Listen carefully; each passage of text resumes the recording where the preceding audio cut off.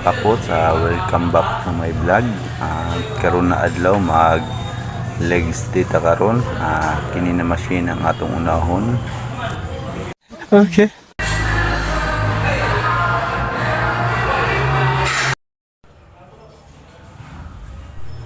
Tawag nato ani mga kapots, machine press. Ito 12 reps, 3 to 4 set gyapon ta. Pagkatira na ako yung mga kapots, light lang ako gialsa, tag 20 kilos ni kada isa. Di sa ta maghibi unya na siguro pag kondisyon na gid kayo.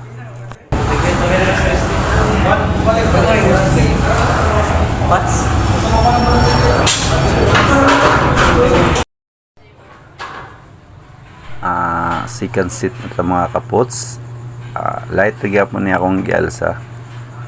Nara sa inyo kung kaya niyo mo dugang ng wit, pwede ka magdugang ng pit para okay sa imong kondisyon.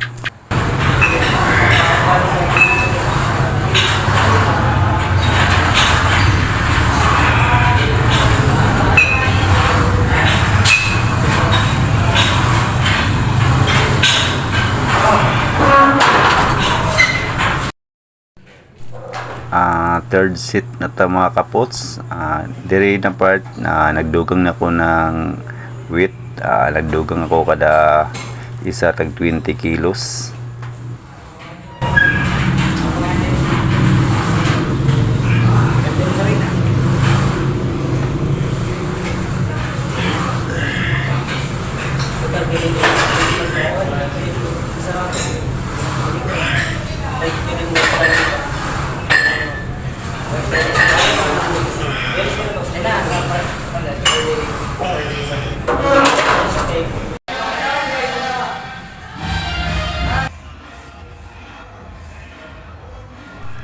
Tawag nato ani mga kapots, legs extension.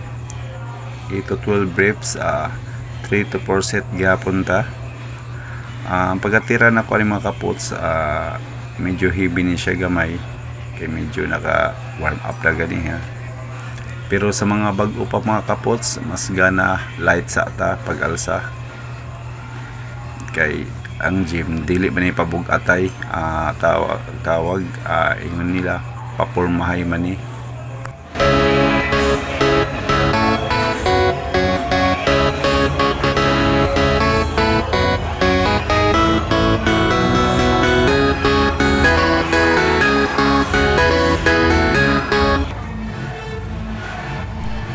Second set na ta mga kapots, kini na pagkatira, nidugang na ko diri ng auto og plates kay medyo kaya raman ganiha.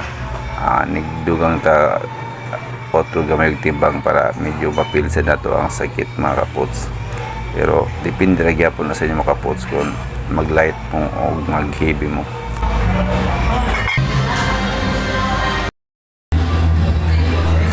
Third set na ta mga kapots, tawag nato ani squat. Ito 12 reps, 3 to 4 set gyapon ta. Pagkatira na ko ni mga kapots, tag 50 ka plates kada isa akong gigamit. Usay kining squat mga kapots, di gyud ko mutirag heavy kay mangulog akong tuhod.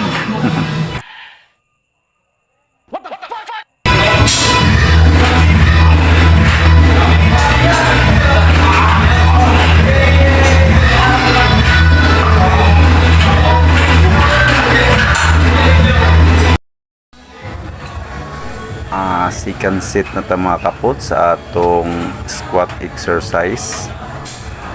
Gamay rat na tips mga kapots, pag magtira ta ng squat, mas okay mag-digit gamit o belt para iwas injured ta sa atong back o spinal cord. Ang isa ka exercise mga kapots, tag 3 set ka video akong i-upload, pero tinuduha tag 2 set lang kay taas na sa oras. Okay.